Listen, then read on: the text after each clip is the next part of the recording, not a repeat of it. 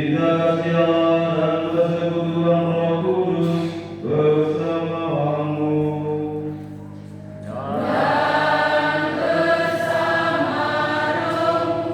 Bapak Ibu saudara-saudari, hari ini kita merayakan hari Minggu Kerahiman.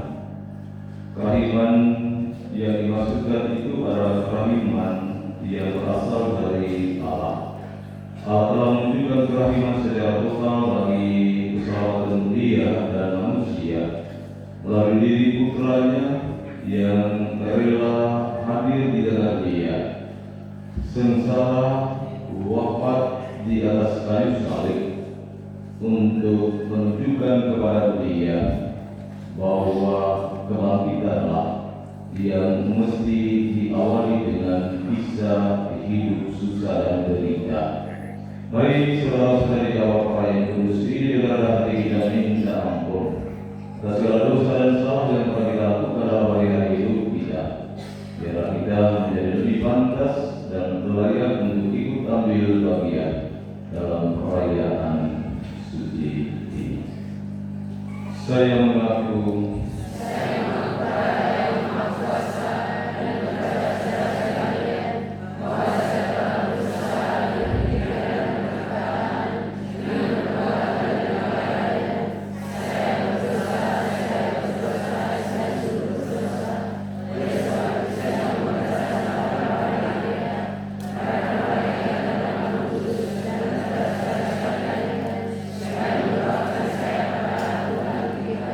Penggalan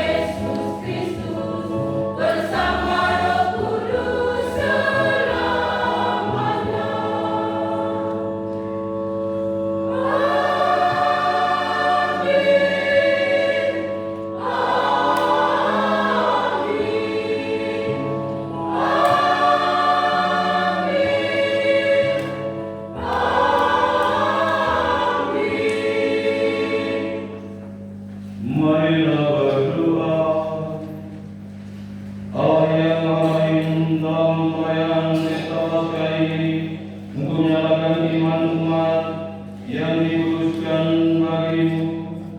Tambahkanlah rahmat yang telah Engkau anugerahkan, agar kami semua semakin memahami betapa agung pembaptisan yang menyucikan kami, betapa luhur roh yang melahirkan kami kembali, dan betapa mulia darah yang menebus kami dengan pengantaran Yesus Kristus Putra-Mu, Tuhan dan pengantara kami, yang hidup dan bertata bersama dengan Engkau dalam persatuan dengan Roh Kudus, Allah sepanjang segala masa.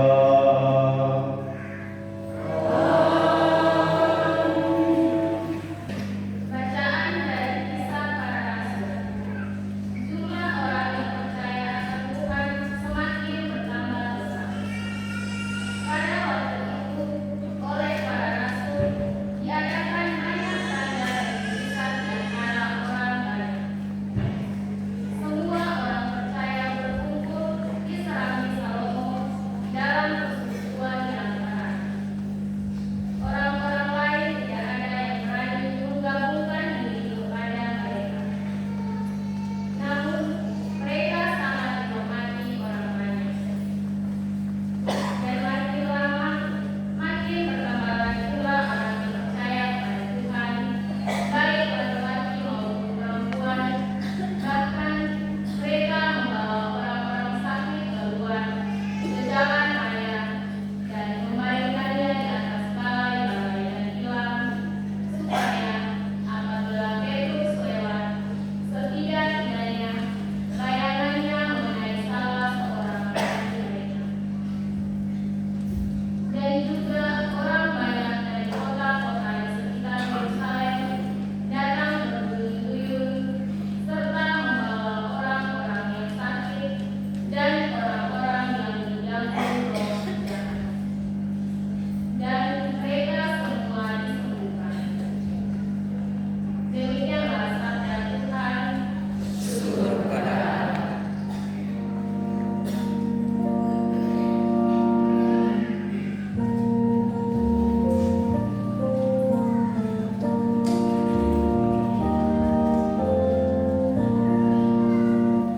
Bersyukur kepada Tuhan, sebab Dia baik. Engkau abadi kasih setianya.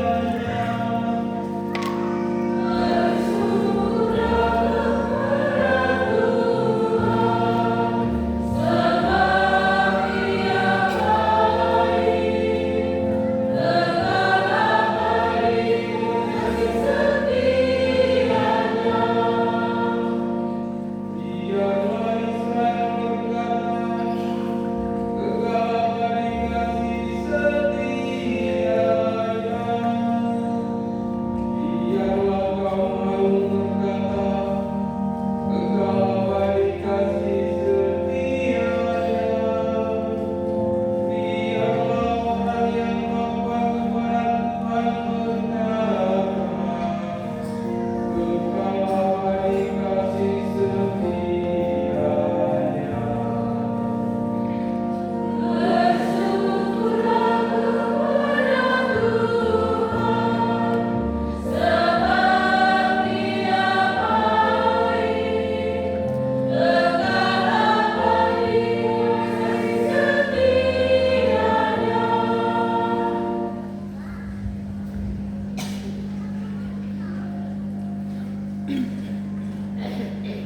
Pembacaan dari kitab Wahyu Yohanes.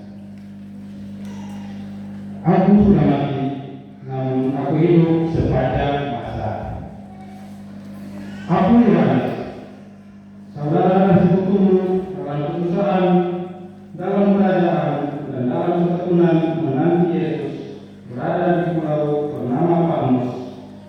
Oleh karena firman Allah dan kesaksian yang diberikan oleh Yesus. Pada hari Tuhan, aku dikuasai oleh Roh, dan aku mendengar dari belakangku suatu suara yang nyaring seperti bunyi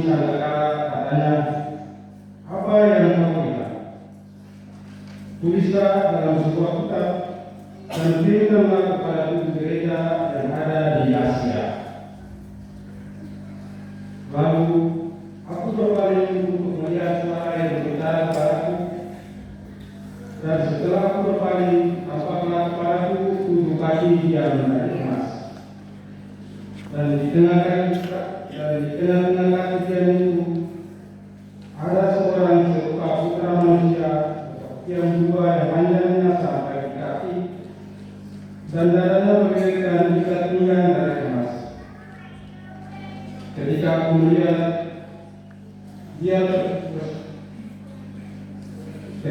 melihat dia tersungkur aku di depan kakinya sama seperti orang yang mati, tetapi dia meletakkan tangan kanannya di atasku lalu berkata, "Jangan takut.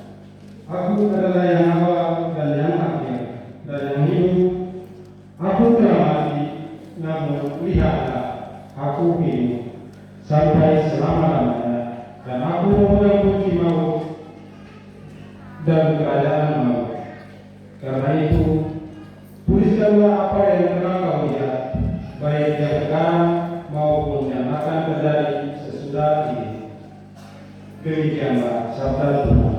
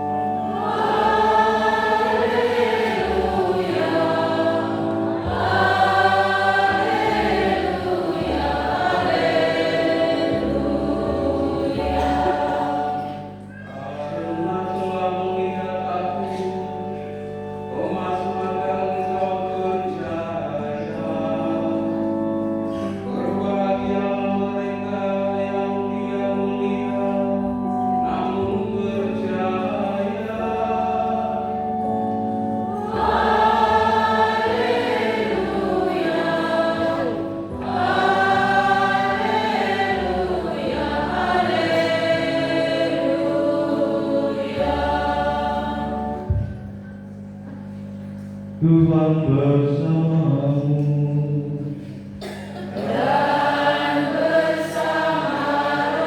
Inilah Injil suci menurut Yohanes.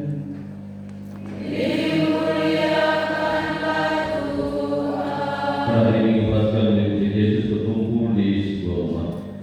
Karena takut akan orang-orang Yahudi telah dipulang lagi sekolah malam, maka pintu-pintu rumah itu dikunci. Pada waktu itu datanglah Yesus dan berdiri di tengah-tengah mereka dan berkata, "Damai sejahtera bagi kamu." Dan sesudah berkata demikian, menunjukkan tangannya dan lambungnya kepada mereka. Murid-murid itu bersukacita ketika mereka melihat Tuhan. Maka kata Yesus sekali lagi, "Damai sejahtera bagi kamu. Sama seperti Bapa mengutus aku, demikian juga sekarang aku mengutus kamu."